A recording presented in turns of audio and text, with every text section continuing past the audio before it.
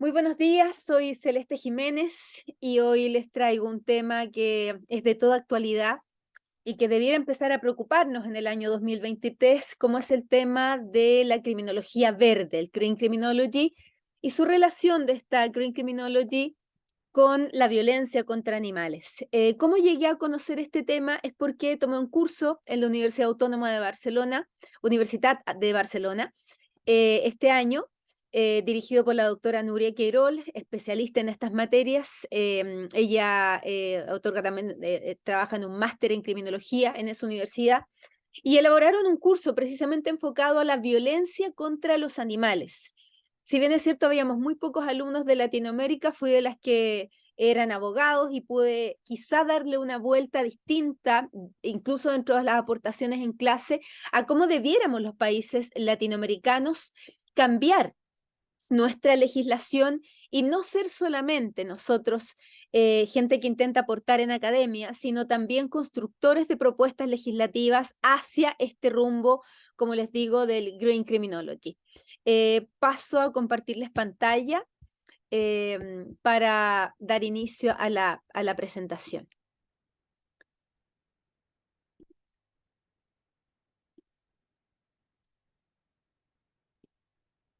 Ok.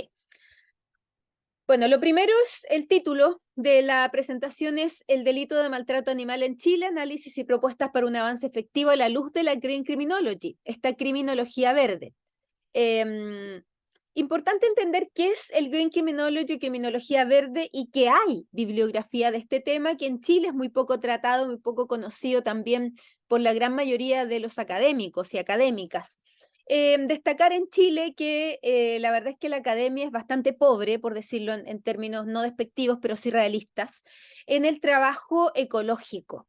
En Chile se habla todavía de medio ambiente, no necesariamente de ecología. En Chile se habla muy poco de derechos de la naturaleza. En Chile se habla muy poco de animalicidios, se habla muy poco de realmente derechos de la naturaleza, ecología.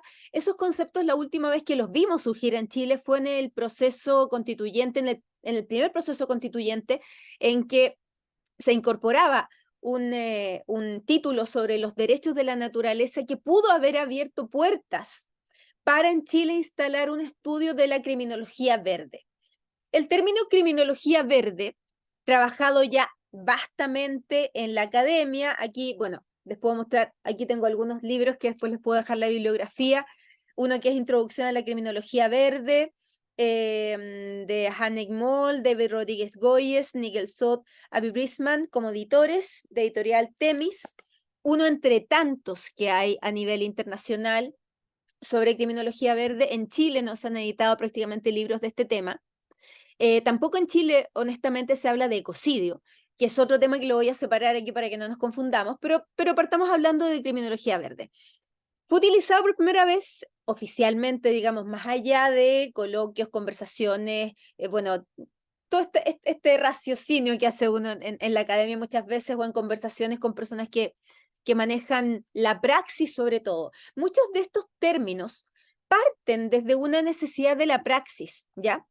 Y luego se instalan en la academia, ¿verdad? Sale la importancia de que tenemos que hacer algo al respecto, y luego vamos viendo cómo lo hilamos en lo académico o en los estudios, y finalmente llega ya a fundarse muchas veces a partir de algún caso símbolo para lograr instalarse en el derecho a partir de proyectos de ley, ¿ya? En todo lo que les voy a plantear hay casos que son como niños símbolos, ¿ya?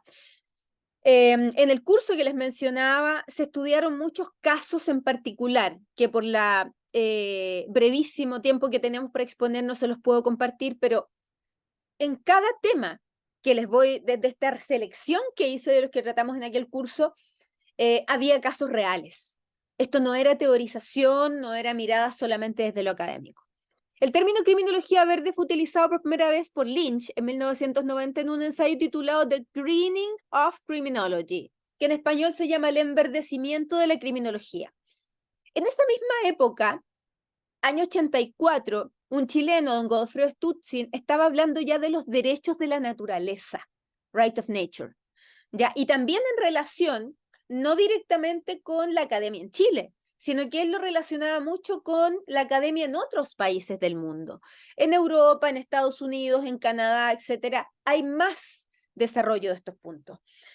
Ahora, cuando hablamos del enverdecimiento de la criminología, esto es súper importante. Dice, siendo una base de un primer manifiesto, prácticamente esto que él publicó fue en un boletín en una edición de Criminología Crítica de la Sociedad Americana de Criminología, que la verdad, lo que yo estaba leyendo aquí se perdió. O sea, esto pudo haber sido un gran libro o un gran paper de estos que fundan algo, pero lo encontraron estudiando el tema después, años más tarde, y muchos más estaban hablando de esto separadamente. Ya pasa muy seguido con estos temas, nuevos sobre todo. Ahora, para no quedarnos solamente en lo que es la historia o una terminología, hay que quedarnos con esta idea. Los criminólogos hoy día, ya, y esto ya para resumir, utilizan el concepto de criminología verde como el que describe los estudios de crímenes y daños ecológicos, ambientales o verdes y los temas relacionados con el especiecismo y justicia ambiental. En el texto de donde obtuvo esta denominación, que es de introducción a la criminología verde, aparecía especiecismo, tal cual.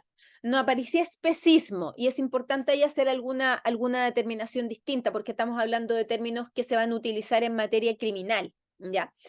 Ahora, en esto es muy importante no confundirse. Se habla muchísimo hoy día del ecocidio. Aquí se los digo como penalista. Se cree que todo es ecocidio y todo no es ecocidio, ¿ya? Eso es una cuestión capital que tenemos que entender. No todo daño, no todo delito, no toda acción en contra de la naturaleza es un ecocidio. En ese sentido, señalar la relevancia que tiene que nosotros logremos distinguir cuando el objeto del daño, es decir, la víctima, es un individuo o cuando es una colectividad de individuos o una comunidad de individuos. Ese es el punto que marca la diferencia. La colectividad de individuos, como puede ser, por ejemplo, una comunidad, los judíos en la Guerra Mundial. Por eso se habla de genocidio en el caso de ellos, porque se pretende exterminar una comunidad de personas. Cuando vamos al individuo, tenemos que entrar a hablar de otro concepto, que es el de animalicidio, ¿ya? Ese es el concepto correcto y que de hecho se habla de animalicidio. En Francia, hace 35 años atrás, ya había quienes trabajaban esa idea desde el derecho penal. ¿Ya? Volvemos a la presentación entonces y haciendo esa salvedad respecto de la diferencia entre el derecho interno. A ver, el derecho interno es aquel que trabaja delitos en particular. Aquí yo sé que hay muchos penalistas en el foro también que me podrán entender esto. Y el derecho internacional es el que trata bienes jurídicos protegidos colectivos de interés común, de interés como el evitar un genocidio. El que se criminalice el ecocidio no es lo mismo que se criminalice el maltrato animal en particular, porque eso es un trabajo del derecho interno. Mi opinión personal sobre esta cuestión es que la criminalización del ecocidio, sí, sería muy bueno, sería muy necesario, es totalmente justo hacerlo. Pero ¿qué efecto real va a tener hoy día? Ninguno. Porque en el caso de este daño ambiental, tal como también ocurrió años atrás y está ocurriendo hoy día en el daño a comunidades de individuos o personas humanas, que son aquellas principales víctimas colectivas en estos casos, no hay forma de reparar. Mucho de este daño producido por estas formas ecocidas de empresas, de individualidades también, que podrían ser aquellos imputados o acusados por este ecocidio, no van a tener una forma de repararlo en 50 años más. Los juicios en la Corte Penal Internacional duran años. Y además, el gran problema es que no se establece necesariamente un sistema de cautelares que frenen el avance de esas acciones ecocidas. En cambio, Robustecer el derecho interno sí genera una diferencia. Y ahí es donde está la Green Criminology, criminología verde.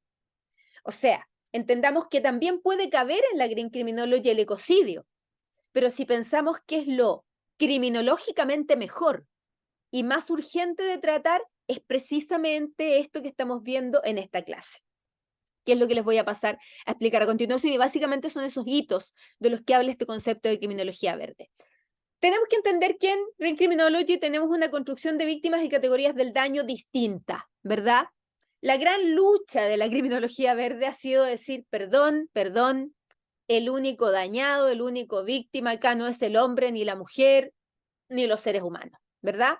Ni tampoco, porque finalmente, si hablamos de la propiedad, es la propiedad de las personas, es la seguridad de las personas, es la integridad de las personas, es la indemnidad sexual de las personas, y seguimos pegados en las personas. Entonces, salir del antropocentrismo criminológico es abrirnos a una nueva construcción y categorización de víctimas y daño.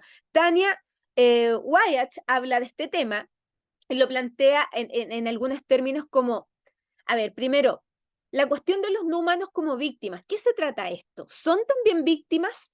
Desde la opinión de quien les habla, sí, pueden ser víctimas. De hecho, hay derechos como el argentino que ya en su ley lo plantea, en una ley penal respecto del maltrato animal lo plantea como víctimas.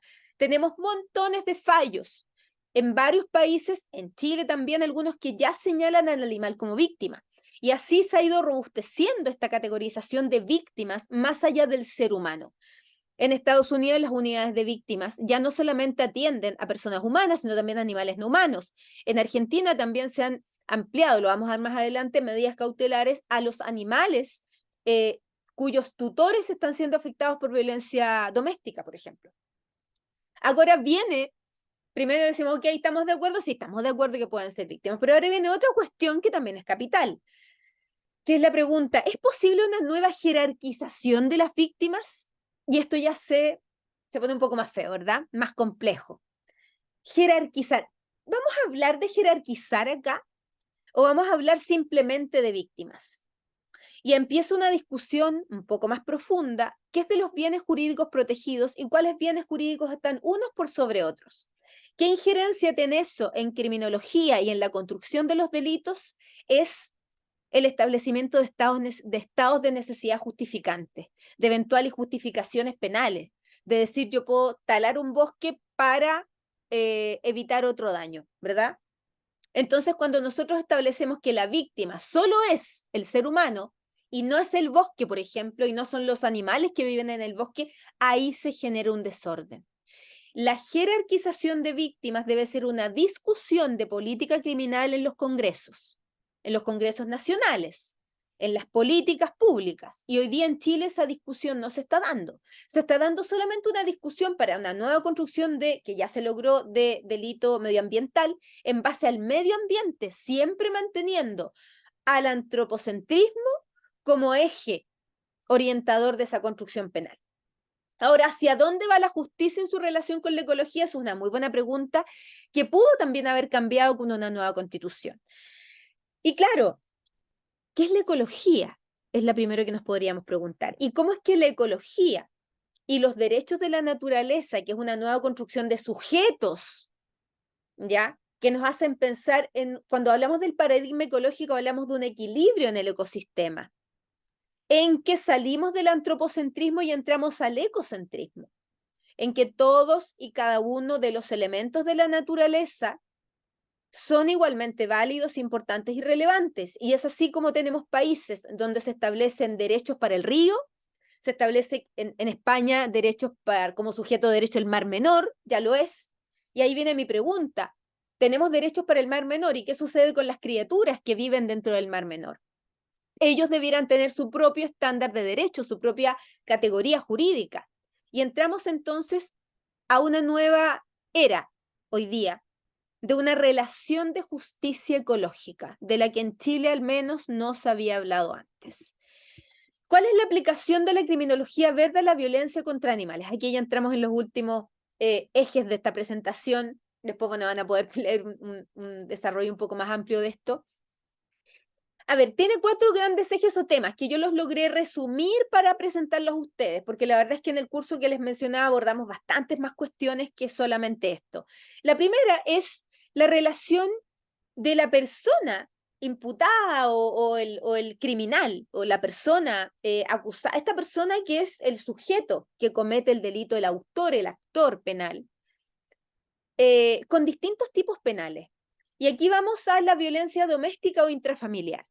Tenemos por un lado el autor o el criminal o el sujeto que estamos imputando y por otro lado tenemos a la víctima, ¿ya? ¿Cuál es la relación que existe en la violencia contra animales? Es que en la violencia contra las personas humanas, por ejemplo, en la violencia doméstica, principalmente la violencia de género, en que la mujer es atacada, afectada por un hombre mediante toda forma de discriminación, de machismo, de violencia verbal, no verbal. Detrás de todo eso hay estudios que demuestran que el maltratador también lo hace con animales no humanos. Aquí han llegado en España incluso a crear casas de acogida en que la mujer que es violentada pueda irse con sus animales, a los animales de los que ella es tutora, a ese lugar. Eso es un gran punto de inflexión porque muchas mujeres se detectó que no denunciaban a partir de que no podían abandonar el hogar con los animales de los que ellas eran tutores, ¿ya? Saltando otro tema, violencia contra animales derechamente como delito de maltrato animal y en particular el animalicidio. ¿Por qué lo mencionamos en estos términos? Para distinguirlo del ecocidio, como les decía, o para distinguirlo de otras formas criminales. Estamos hablando del matar animales, ¿ya? Con dolo, ¿verdad? Con intención. No estamos hablando necesariamente de lo que sí también falta, por cierto, es una construcción del cuasi-delito contra el animal, cuasi-delito de animalicidio. En Francia existe, ¿ah? En Chile no existe o en otros países de Latinoamérica no existe. Y es, por ejemplo, el caso del atropello o la matanza de animales por negligencia. Solamente en ese caso se puede operar por vía civil, no por vía penal, lamentablemente. Pero importante es considerar el animalicidio como una forma particular de violencia. Muchos casos de grandes criminales que han sido estudiados por el FBI, luego les voy a mostrar un estudio del FBI, en su historial clínico, lamentablemente, han tenido todo un bagaje en animalicidio, ¿ya? Ellos tenían casos de maltrato a animales. Otro punto muy importante es el tráfico de animales que da origen a un término que se llama hoyo negro. El hoyo negro o agujero negro está relacionado al terrorismo, ¿ya? Al terrorismo y el maltrato con animales. Aquí confluyen ambas cosas, luego les voy a mostrar una lámina que les va a dejar muy impresionados, porque el terrorismo se sirve del tráfico y del maltrato de animales para sembrar el temor en la población y también para obtener dineros que les sirven para sus cometidos. O sea, el terrorismo se sirve de los animales. Luego, lo último es el maltrato animal en relación con los delitos sexuales. Aquí podemos dedicarnos horas a hablar de lo que es el bestialismo y la zoofilia. Podemos ir desde el bestialismo a la zoofilia. Aquí les muestro un poco la convergencia del síndrome del agujero negro cuando tenemos el crimen organizado, ¿ya? Donde hay alianzas con grupos terroristas, por otro lado tenemos el terrorismo, donde hay alianza con una organización criminal y cuando esto se va volviendo, pasa terrorismo comercial, uso de tácticas terroristas con fines operacionales, es decir, andar con un gato junto con las armas, así literal, tal cual. Cuando viene el crimen político, terrorismo comercial, o sea, se sirven de esto para surtir de dineros al terrorismo, eso se llama síndrome del agujero negro. Mientras más se van acercando, vinculando estos dos puntos, esto es estudios internacionales sobre, aquí está Global Crime, 2004, ya se hablaba del continuum de la relación de estos dos puntos. Demos una vuelta respecto del mundo, cómo está esto.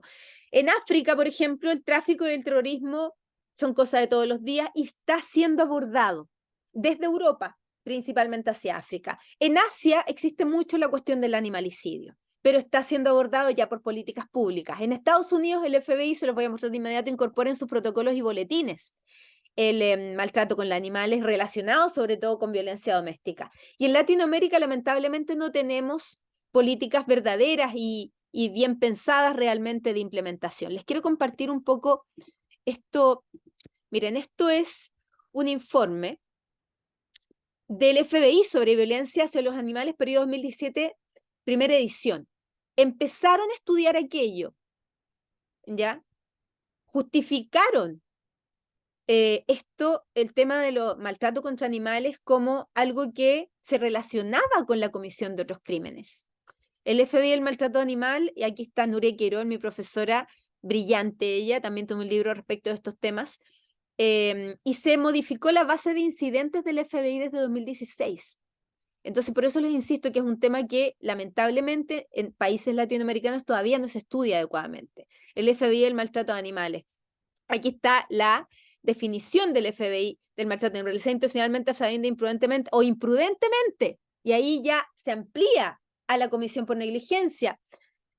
Una acción que maltrate o mate a un animal sin causa justificada, por eso hablamos muy bien de determinar si hay justificación o no, como torturar, atormentar, mutilar, el envenenamiento, el abandono, etc. Esto es un ejemplo de que esto no es un tema aislado. Volvemos a la presentación ya para ir cerrando. A ver, la situación en Chile y las propuestas. Aquí ya voy a cerrar.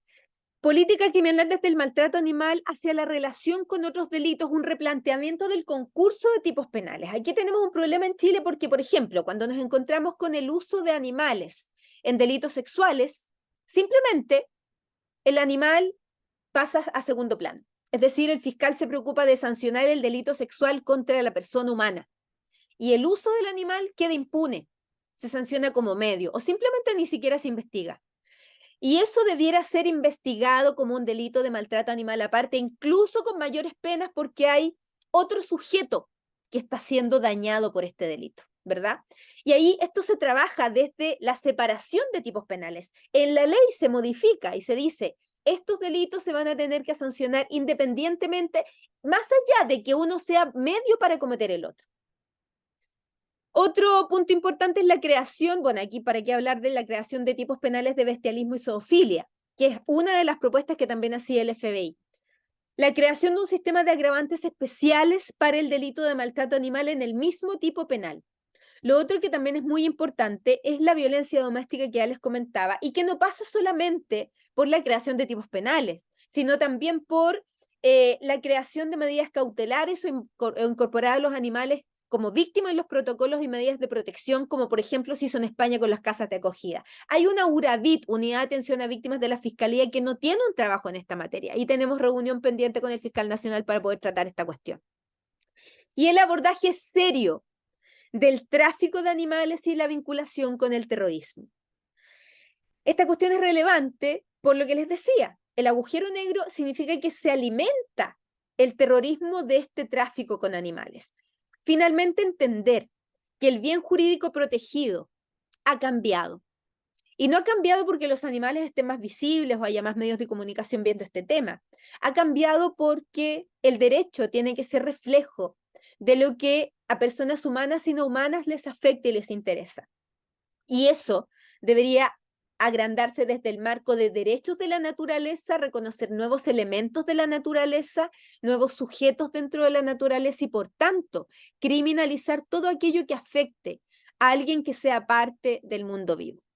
Bueno, ese es el análisis. Queda pendiente la entrega del paper y atenta a sus preguntas. Aquí está mi correo, celestedefensor@gmail.com. Como abogada penalista agradezco la oportunidad de poder participar en estos coloquios y los felicito por la realización cada año de esta oportunidad que tenemos para dialogar, para conversar y para aportar. Un abrazo.